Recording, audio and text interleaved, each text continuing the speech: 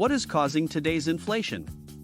The American people are now suffering from increasing prices following a challenging couple of years.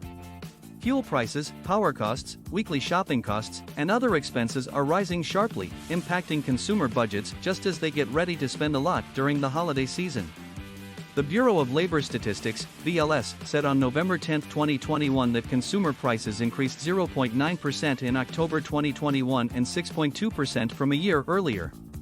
This number is significantly higher than the Federal Reserve's target inflation rate of 2% and represents the highest yearly increase since December 1990. What is causing today's inflation? Most economists attribute price increases to COVID-19. Pent-up demand was created at a time when supply chain bottlenecks were common as people were anxious to take advantage of their freedom and spend some of the money they hadn't used while being imprisoned at home. The epidemic has reduced production of many kinds of goods and services, and businesses are currently either working to make up lost revenue or attempting to resume normal operations. In general, the virus had the opposite impact on demand. A drive to consume, travel, and buy was sparked by government stimulus packages, a lack of spending because of being compelled to stay at home, and a desire to enjoy life again after a stressful few years. In other words, the combination of high demand and inadequate supply is what is causing prices to soar. Which prices are increasing the most? Almost every industry was impacted by COVID-19, which changed how much we pay for anything from a gallon of gas to a loaf of bread to a pack of bacon. The BLS always includes a breakdown of price changes by category with each announcement of its monthly inflation numbers. The largest annual price increases for fuel, auto rentals, gas utilities, and used cars and trucks were noted in October. Most significant news sources emphasize how much prices increased in a given year. Due to the comparable period being at the height of the COVID-19 epidemic, when consumer spending was often significantly lower, this may be a little misleading. Will inflation go down? Whether this rate of price increases will continue is the topic of greatest discussion right now, at least in economics. Numerous analysts are certain that the current inflationary pressures are short-lived and will soon subside. Others are less optimistic, contending that Americans and people in the majority of the other largest countries in the world need to adjust and be ready for greater adversity. As the Federal Reserve, also known as the Fed or FRB, maintained rising interest rates in 2022, the monthly rate of inflation increased until it reached a rate of 9% in June of that year.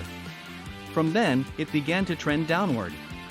The rate during January to October 2022 was 7.4%.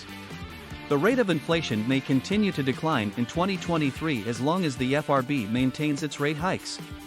The Fed can manage inflation through altering interest rates, among other things.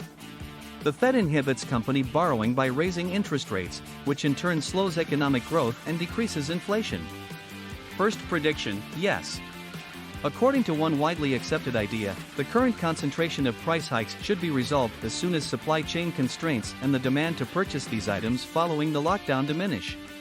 In the past, when a small number of goods and services caused high inflation numbers, it didn't take long for prices to return to normal. There are additional grounds for thinking that the current demand may wane. Households' pandemic-related savings hoards should eventually be depleted, and the majority of the government assistance programs that provided payments have now come to an end. Citi is one of many significant investment institutions to express confidence that the inflation we are experiencing today is only transitory. The bank's analysts anticipated that inflation will decline after February 2022 as supply catches up to demand and the Fed makes good progress toward implementing its plan to halt bond purchases in a research note published earlier in November under the heading The Changing Inflation Narrative. Second prediction, no. Unfortunately, there are also good grounds to think that the high inflation we are currently experiencing won't be subsiding anytime soon. As more isolated, slower-moving categories like rent join the trend of price hikes, the claim that price increases are only limited to industries impacted by pandemics is starting to falter a little. Another issue is the situation of the labor market. Rising unemployment rates and trouble filling positions may result in higher salaries. Larger salaries may encourage recipients to spend more and urge firms to pass along these costs by raising pricing. These findings, along with the probability that it will take longer than expected to resolve the supply chain constraints brought on by COVID-19, suggest that we could be in a significantly worse situation this time next year. In the eyes of the Fed, The individuals in charge of ensuring stable price growth have remained pretty composed amidst all this worry. The Fed has stated that this recent spike in inflation is natural and simply a byproduct of the economy returning to normal after a rather substantial, unheard-of downturn. The calm words made by central bankers shouldn't come as a huge surprise. Their role is to maintain calm, prevent panic in the markets, and only act or change course when absolutely necessary.